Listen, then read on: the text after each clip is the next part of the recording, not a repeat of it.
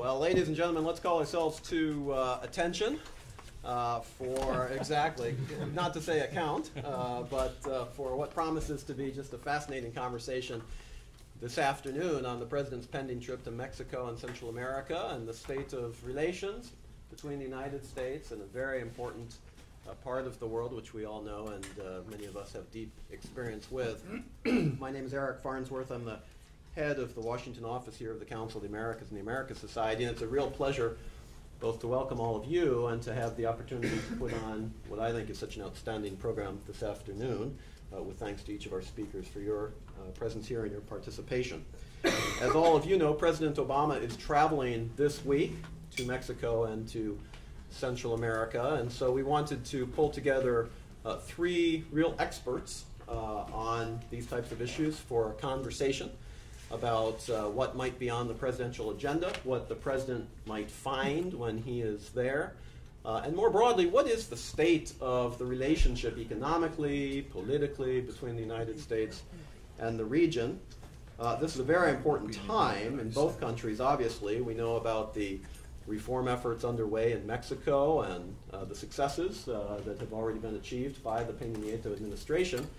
But we also know that, as in everything political, there's a long way to go, and we have some reform efforts that will be complicated when those originally, or when they are actually undertaken. So we are looking forward to that. But at the same time, in our own country, of course, we are aware that the immigration reform effort is gathering steam and underway. The Council of the Americas participated in an event just last week with Ambassador Jones and some others on the Hill to talk about some of these issues. And so we're involved in those discussions as well.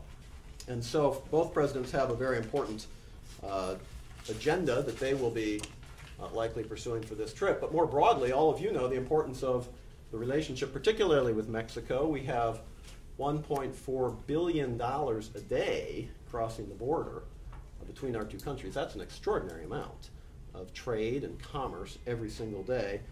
We know that approximately 6 million U.S. jobs depend on trade with Mexico.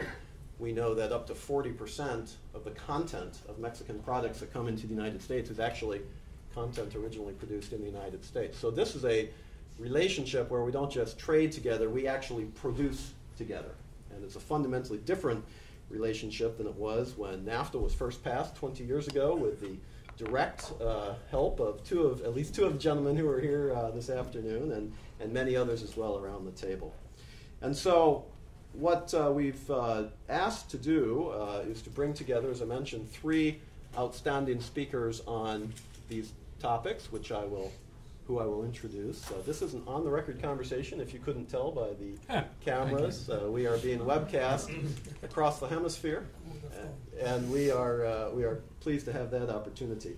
To my immediate right, of course, is Ambassador John Negroponte. I'm not going to give due justice to any of the introductions, because if we did, all we would do is talk about their backgrounds and their expertise, because they are truly impressive. So let me just give a couple highlights. Ambassador Negroponte, of course, is the chairman of the Council of the Americas and the Americas Society.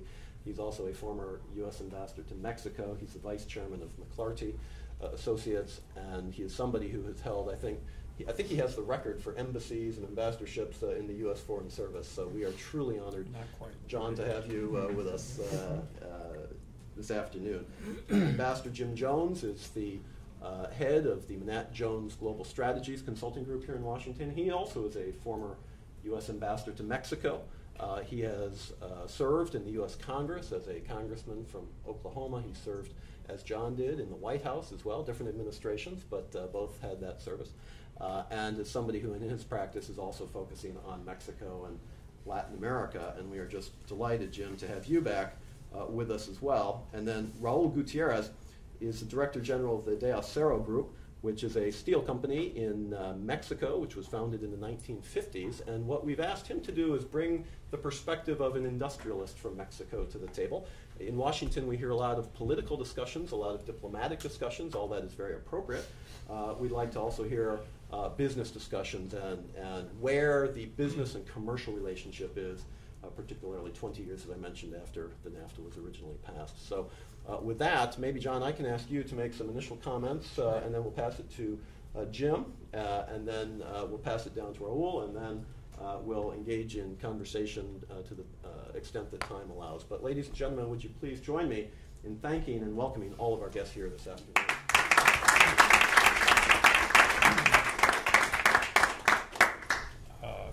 Thank you very much, Eric, and thanks for bringing us together just before President Obama goes down to Mexico and Costa Rica on his forthcoming trip. I thought I'd focus on Mexico and maybe try to give a little bit of perspective so that we're not just sort of reinventing these relationships every time we focus on them.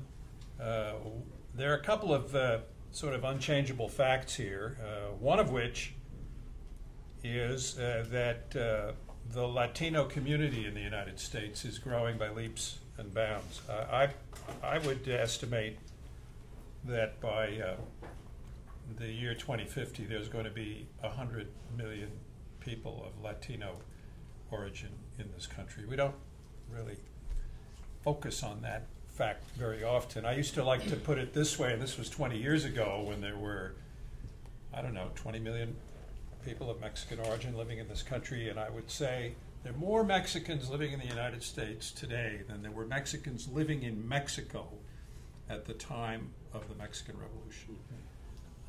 And of course it's now a multiple of that, and that is likely to continue. So it's a factor that we have to take into account, and it leads to another point that I would make, which is that our economic discourse, in many respects, because Mexico is, as Eric pointed out, such an important trading and investment partner, our economic discourse is really sort of a little bit ahead of our diplomatic and social and cultural discourse, it seems to me. There's a not a disconnect, there's a bit of a space, there's some catching up to do in our political and social and other elements of the United States-Mexico discourse, and I'm sure it'll catch up, but there is some catching up to be done. The next point I'd make is that I think that Mexico and Canada, and perhaps you could argue North America as a whole, maybe bring Central America into this too, I think are indispensable elements of our competitiveness going forward.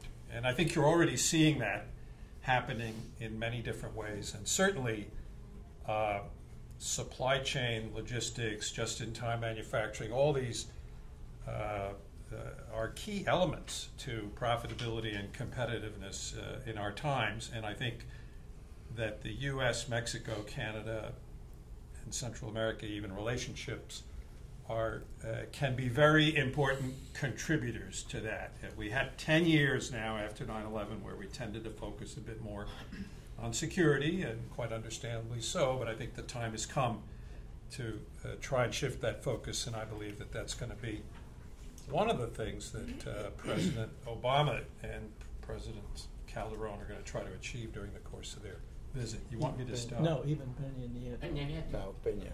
Not Calderon. Oh, I'm sort of locked in history, aren't I? That's the trouble with growing older, Jim. Peña Nieto. Even Peña Nieto, he said. Thank you for that correction. I thought you wanted me to stop because you thought I was taking up too much time. And my last point would be that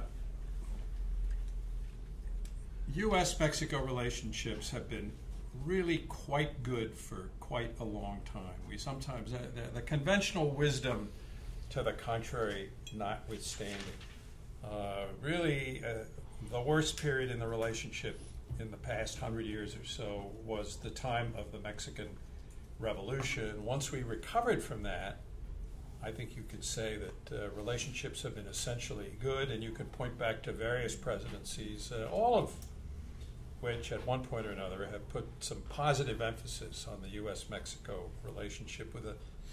Maybe there was a bit of a blip there during the Carter administration, during his because of his rather unsuccessful trip to Mexico City during his time. But But basically, U.S. presidents have placed a high value on the U.S.-Mexico relationship, but certainly, I think since President Reagan, they've made it a practice to meet extremely early during the incumbency of their Mexican counterpart, and that has continued faithfully after the election of each of the subsequent Mexican presidents, including President Peña Nieto. And I think what we're seeing happen here is a continuation of that tradition, and I think it's just a very positive thing that our president should be going to Mexico so soon in his second term, and of course, so soon in the first term of President Peña Nieto. Great. Well, I basically agree with everything John has said. I sort of find the line of demarcation in our bilateral relationship, the starting of negotiations of NAFTA and the passage and implementation of NAFTA.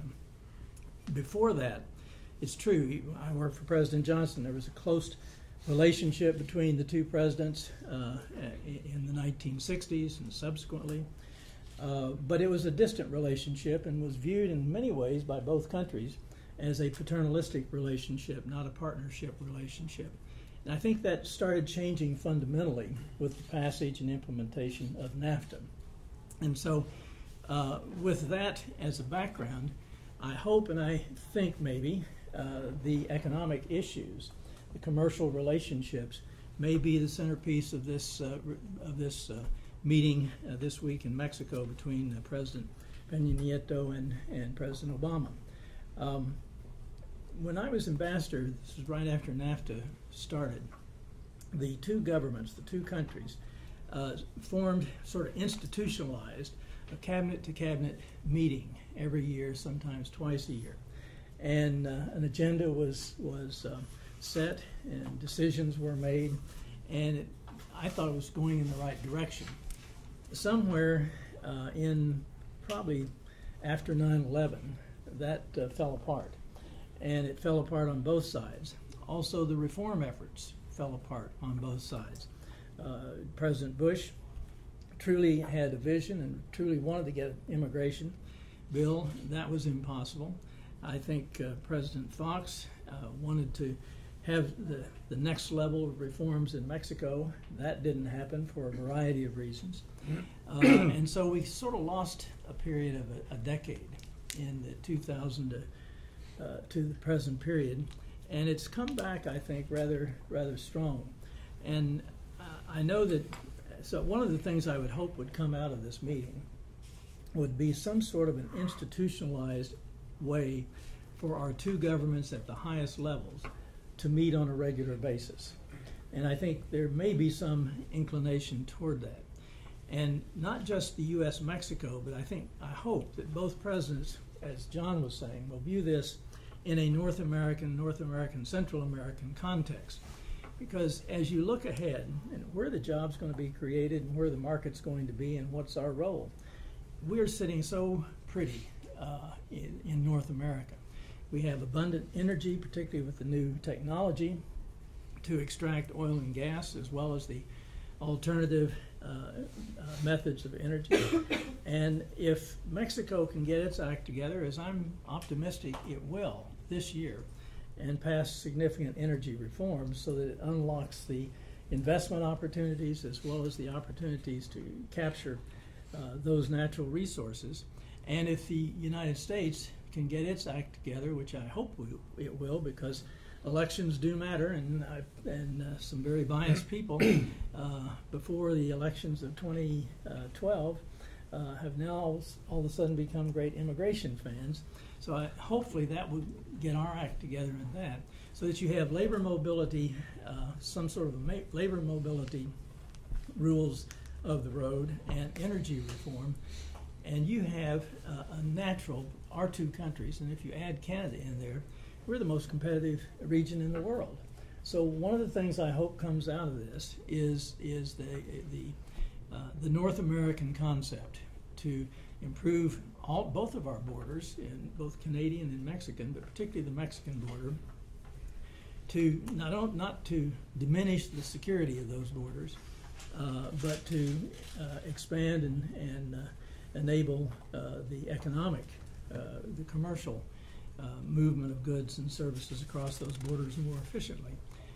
And then I think we have to be thinking about Central America too, which is why I think he's taking Costa Rica and meeting with the Central American presidents, because as you look at a region, how do you compete with Asia or any other part of the world, but Asia being the focal point of biggest competition in the next several years? How do you compete with them? You have to have various levels of ability to produce and get your goods to market. And you have to include Central America in that equation. And I hope that that sort of expression will be done in Costa Rica. And that perhaps the Central American governments will take a new effort to have a little bit more organized trade among themselves, as well as being open to others. So I'm optimistic about this. I think the initial Peña Nieto cabinet people and the Obama cabinet people have a very good relationship. I know that the news media says the big sticking point is security, but I don't have a problem with Peña Nieto changing the focus of the security issues. I don't see that he's changing the cooperation with the United States on various kinds of information gathering and various other means of going after the bad guys. But he's playing politics, and he needs to have public support in order to carry on this battle. And to have that public support, he has to put the spotlight on what he's doing for Mexicans, not what he's perceived to be doing for the United States.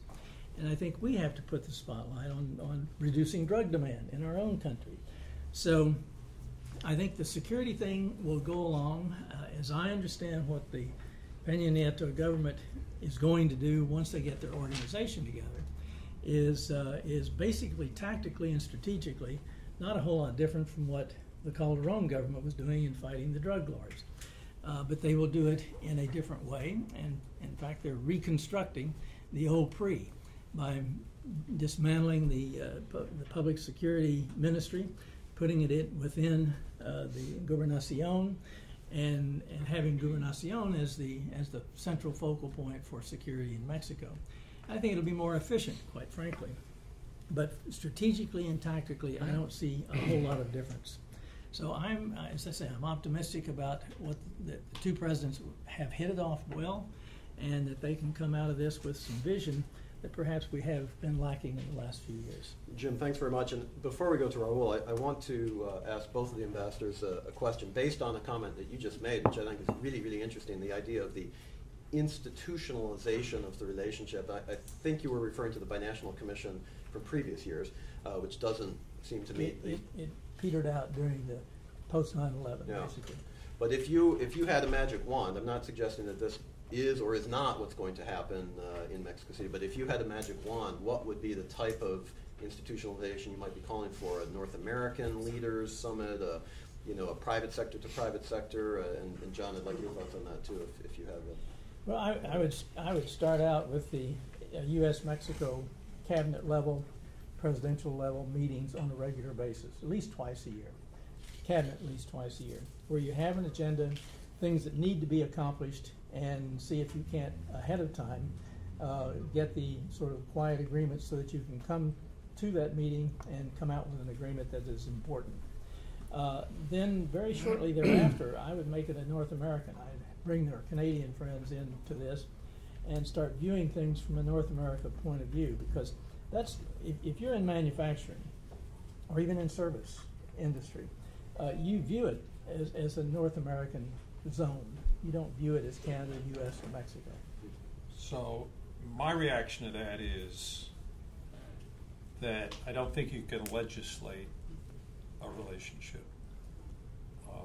And I've been involved in a couple of different models with respect to Mexico, and as was mentioned, we had the Binational Commission in the Bush 41 administration, and I think, and it started off with a lot of enthusiasm, but it tended to dwindle as time went on, and the cabinet secretaries would drop out, or they would send their deputies, and I think two times a year is actually quite unrealistic in terms of coordinating everybody's schedule. But what I would say, and maybe this is a slight alternative or a variant on what Ambassador Jones is proposing, I think it's probably not bad to get clusters of issues where you have the cabinet members meeting, like the economic teams of both sides, or the law enforcement teams, Education teams. or the education team. But in other words, maybe try to break it down a little bit to slightly more manageable proportions. But institutionalize the relationship, yes, but do it, build it around issues that really attract a lot of interest. Thank you. Raul, over to you, Yes. please. Yeah. Thank you. Good afternoon. I appreciate the opportunity to participate in this Council of the Americas event, especially on a panel with two of the most effective ambassadors the United States has sent to my country. I perceive a high level of interest in Mexico and the bilateral relationships right now, sparked by President Obama's upcoming visit and the new administration of Peña Nieto. New administrations, like all new beginnings, stimulate our optimism and our striving for something better.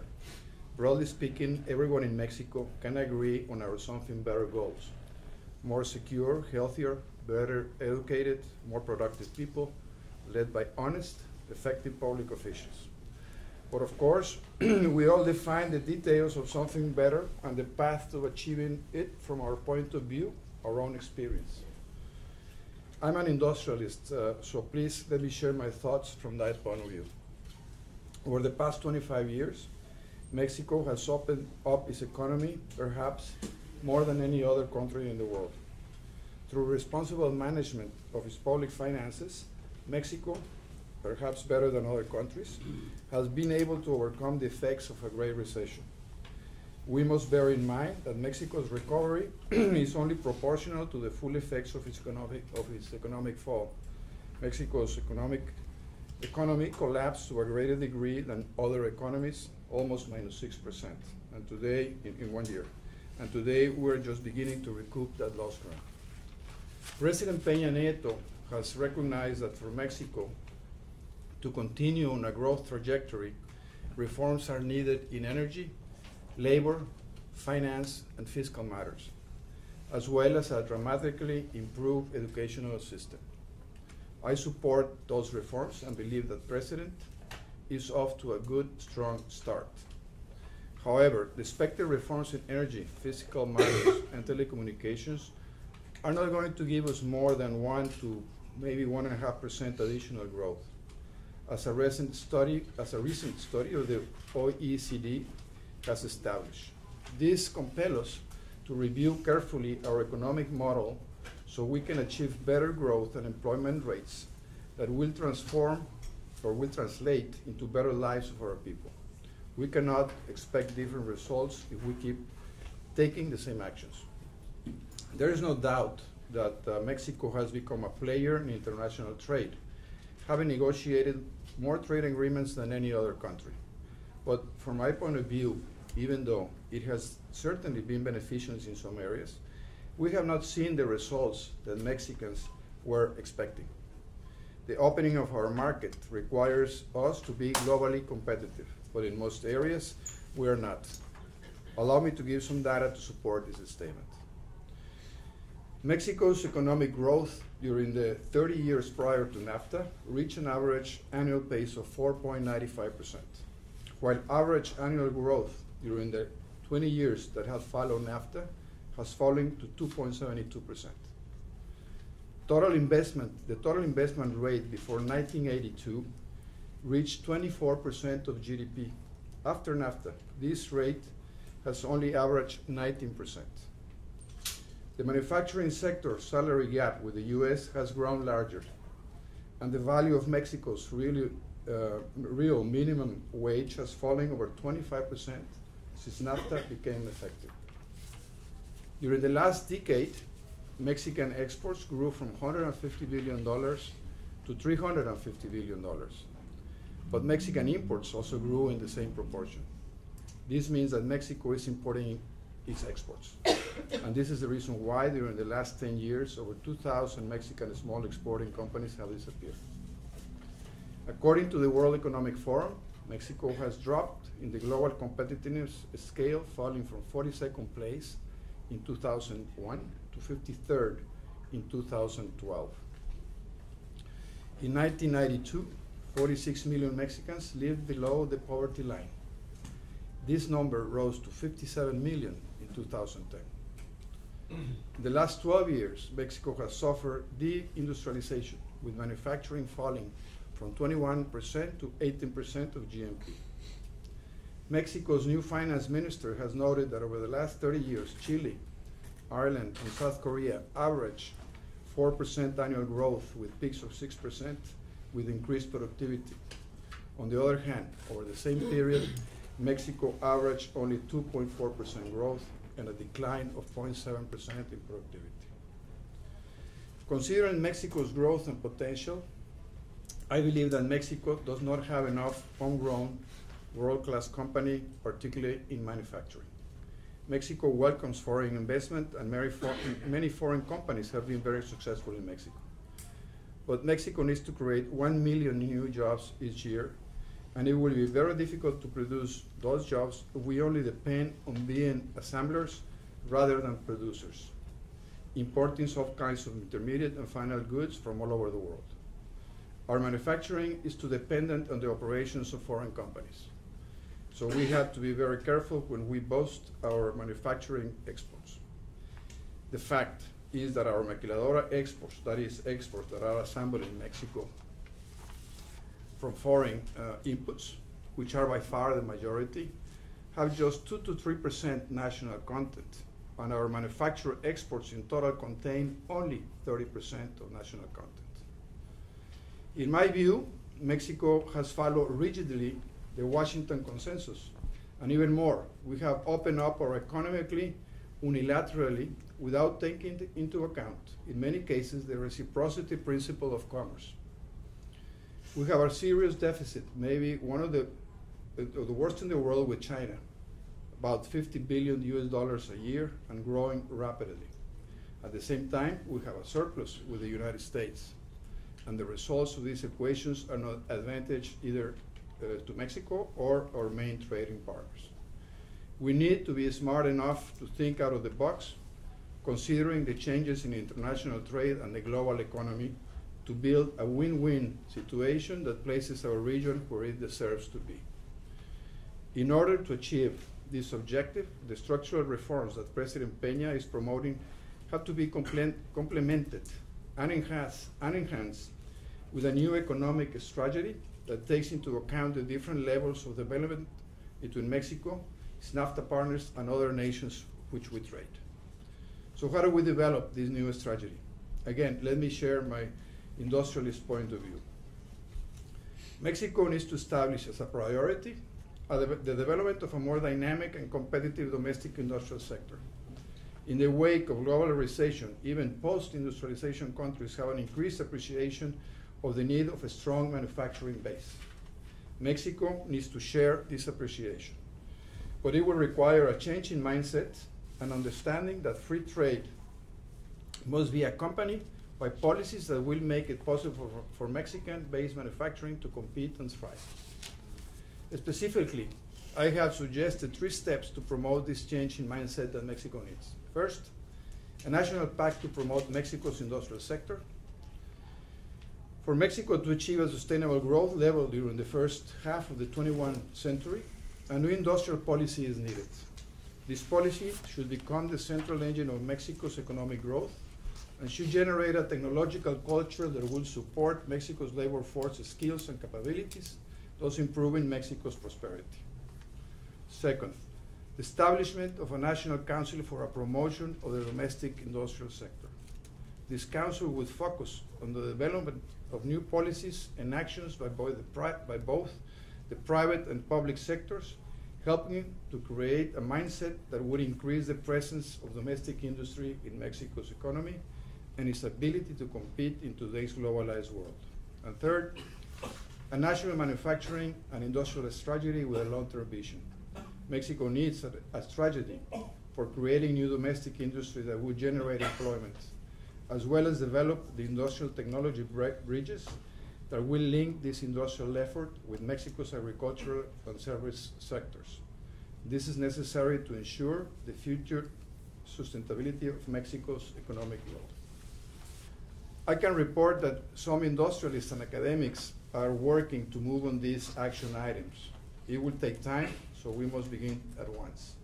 This is why I have agreed to preside over a new think tank in Mexico, the Instituto para el Desarrollo Industrial y Crecimiento Económico, the Institute for Industrial Development and Economic Growth. Our institute is dedicated to studying and publicizing subjects of particular interest to industry and to collaborating with government to strengthen our sector. And what response do we hope for from the U.S.? Mexico needs the U.S. to recognize that a strong domestic manufacturing base in Mexico and a stronger Mexican economy is in the best interest of the U.S. A strong, productive Mexican society is an important factor for the security of the United States. Economically, President Obama has a plan for doubling U.S. exports in 5 years. Certainly, the elimination of the tariffs and other trade barriers under NAFTA will help U.S. exports to Mexico to continue to grow. But the strong consumer demand is also needed, and well-paid domestic manufacturing jobs are important to producing that demand. Also, the U.S. will do well to think of North America competitiveness and not just its own competitiveness in confronting the challenge of China. The U.S. and Mexico needs to become true partners in innovation and manufacturing. In sum, following 25 years of market opening policies, the time has come for Mexico to adopt complementary industrial policies that will assure continued growth and maximize its benefits. Thank you. Very good. Very good. Thank you very much. Very good. You know, all three of you took a different perspective, but yet broadly similar, I think, at least in some ways, ideas and thoughts. And let me ask a question before we open it up to all of you about a topic that is equally relevant, but we really didn't touch on. That's the Central America aspect of this. And building on what Raul just said in terms of North America as an integrated production space, a more competitive economic unit with reference particularly to China and some of the other economies, where might Central America fit into that vision? I think, Jim, you actually alluded to that in your comments. And in the context of the president's trip, I assume that this would be a topic of conversation, no? Or is this something that we would anticipate not coming up, or would you have any particular thoughts on that, one way or the other? I'll start with Raul, and we'll just work back this Well, way. I believe in that too, to integrate also Central America, because Central America has also been, they are underdeveloped, and they I think they should strive for a better way to live, and certainly trade agreements has helped, and that will help the region to overcome these difficulties that they have. But again, I must just reassure that they must be accompanied with other reforms that are needed for this to work. Because I think in Mexico, even though it has worked, I think without the NAFTA, I think that things would have been very different today in a worst way. But if we really want to get the benefits of this, we have to take a look at a broader spectrum, and if we're going to play golf together, we need the handicap that we need. Yes. Well, I think that the Central America as an economic unit should be discussed. I don't have the statistics, but my impression is that the Central American Free Trade Agreement and the DR Free Trade Agreement, at least insofar as Central America, has not been as successful as all of us might have hoped. And it hasn't been as successful because the trade among and between the Central American countries themselves has not had more synergies to it. So I think, number one, there does need to be an emphasis on that, because I think Central America is the least developed of these of the North America, Central America countries.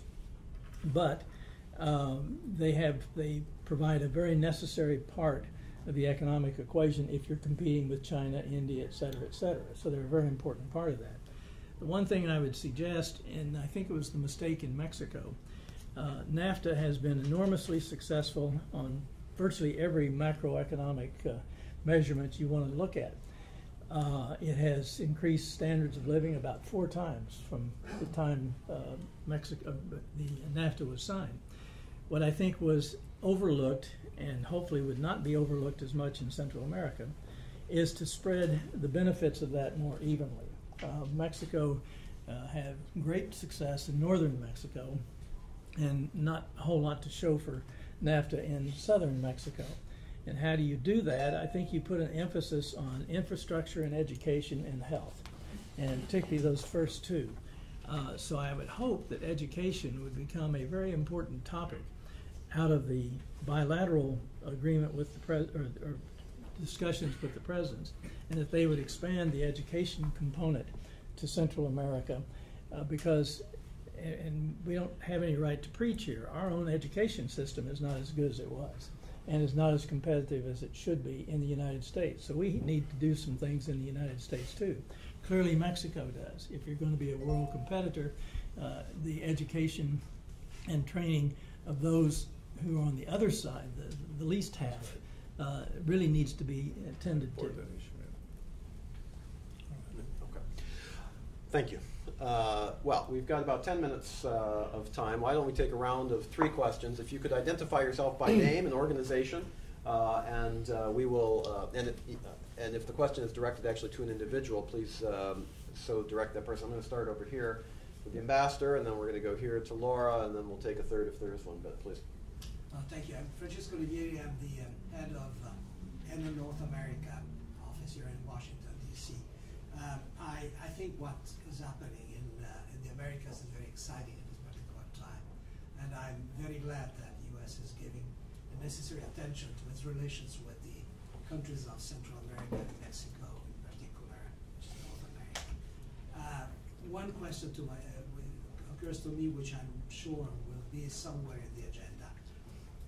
What is the reaction that you have before the perspective of a round of negotiations starting between the U.S. and Europe on a trade pact which would not be like the one in the Americas, I imagine, but would certainly a pact of a great momentum? You stole my question. Good one. Well. Thanks. I'm Laura Dagner from the Embassy of Costa Rica. Just to highlight that intra-regional trade has really, really intensified since the implementation of CAFTA. So maybe there's a perception that it hasn't, but it had really grown even more than trade between the U.S. and the region. The intra-regional trade has been the one that has increased more. However, certainly there are lots of barriers, and there has been a very strong and conscious effort from the governments of the region, working with the private sector, and actually the U.S. Chamber of Commerce here has been very involved to identify which are the most problematic areas. So the region has identified 8 priority areas, and we're trying to work with donors and with different agencies, including the Inter-American Development Bank, to work on those areas. And I think that will be one of the issues that probably will be discussed with President Obama during this visit. We really have to put like an agenda forward on how to make sure that the benefits from CAFTA really increase and are shared with more people in the region. The second is a question to Raul. I think it's a great idea what you have, but how can you really push or help the industrial sector, the manufacturing sector in our countries? I'm talking about Latin America, not falling into the temptation of starting giving subsidies or giving some sort of support that at the end will be very expensive for the governments to carry. I guess we're not the South Asian economies that we have a lot of money standing there. So how would you envision that kind of problem? Thank you. And we'll take the third here, James. Thank you very much. Rob Colorino. I'm a partner with American Industrial. It's an equity industrial investment group. We've invested in Mexico over the past 12 months. I mentioned to you, Ambassador. I'd be curious as to your input with respect to capital flows and your thoughts of the development of the banking system, and in particular, things like the transparency of the restructuring laws. I think that's important, and Mr. Noconte's your perspective as well. Rob, thanks very much. All right, we've got 3 good questions on the table. They're directed, I guess, to all of you, but why don't we start the one in terms of Europe and the trade. You've been involved directly in the trade negotiations. We've got the Trans-Pacific Partnership ongoing in the Pacific. We've got a different scenario in the Atlantic. How do these fit together? Yeah, and I think, Eric, you've been one of the early proponents of trying to get Mexico and Canada involved in those discussions as well. I don't know how that's going to play out, and that's obviously going to be decided by the leaders and by the negotiators. But it seems to me that the Trans-Pacific Partnership in and of itself is extremely important, and that's a pretty big deal.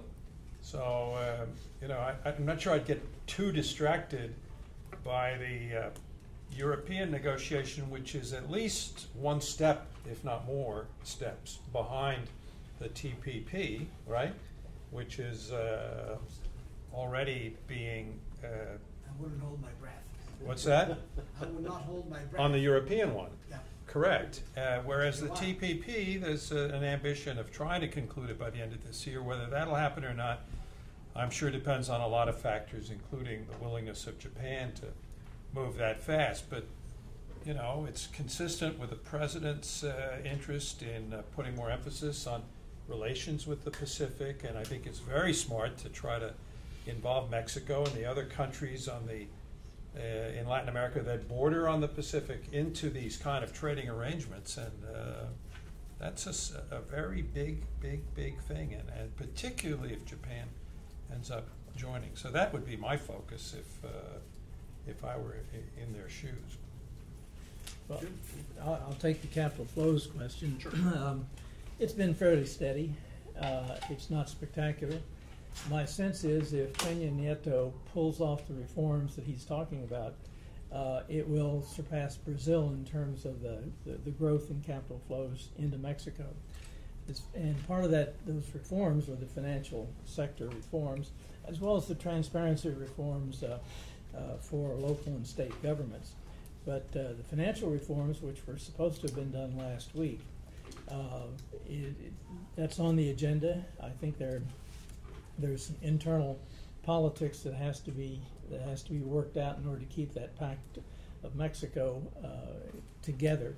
But I think there's a very good chance that they will do that. And then if they topple that on top of that, add the energy reforms in the fall, I think you're going to see capital investment in Mexico really take off. Yeah, I want to answer the question Please. Yes, about protectionism or subsidies. First of all, I will say that subsidies shouldn't be a word that we shouldn't talk about because many countries do it. United States do it in the agricultural sector. They do it in other programs like Buy America, etc. And even though we are not looking for subsidies in Mexico, Mexico's economic strategy must look to give it a push somehow in order to like I said, we need a handicap. We cannot compete vis-a-vis with the same handicap. We need some kind of handicap. And this we must be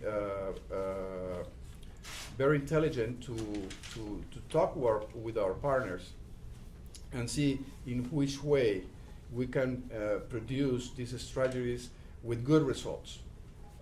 As I have seen these results and we have studied these results, we have not been able to achieve the results that we really need. So for the medium and long term, we should look for this, because otherwise it will not be sustainable. We cannot have increased poverty. We cannot have such low employment or such high unemployment rates, etc. But one of the things besides, even though we are not asking for subsidies, because even Mexico doesn't have the money to do it, we are asking to play at the same level field. We cannot compete with countries like with state-owned enterprises we cannot compete with countries with highly subsidized, direct, subsidized for exports. So we must ask that if we open up to these countries, we must have the same level field, and we must have reciprocity. We have our government in the past have done opening up the economy with a vision to control inflation, which is certainly good. But when you have cheap goods, but you don't have money to buy it, you don't have enough employment, to do it, it doesn't work. So you have to put this in a balance. So this is what we must find out together with our partners and see how we can actually achieve the results that we want. One of the laws of show business is that you are always supposed to leave them wanting more. And regrettably, our time today is just very short, and we have the speakers only for a very brief period of time. So I think we're going to have to call it here. But the fact is there's going to be a lot more coming as the trip develops, and certainly the U.S.-Mexico relationship is going nowhere, and the U.S. relationship is going nowhere in terms of going away. It's going somewhere. The U.S. Let me rephrase that, exactly. Let me rephrase that. The U.S. relationship with Central America is, dare I even try to characterize it, positive things are happening in all of this, and so we will watch this space. I want to thank all of you again for coming, for being interested in these topics, and I hope we'll be able to welcome you back to the Council of the Americas very soon. But one final item of business, and that is to please thank once again our speakers for their terrific contribution.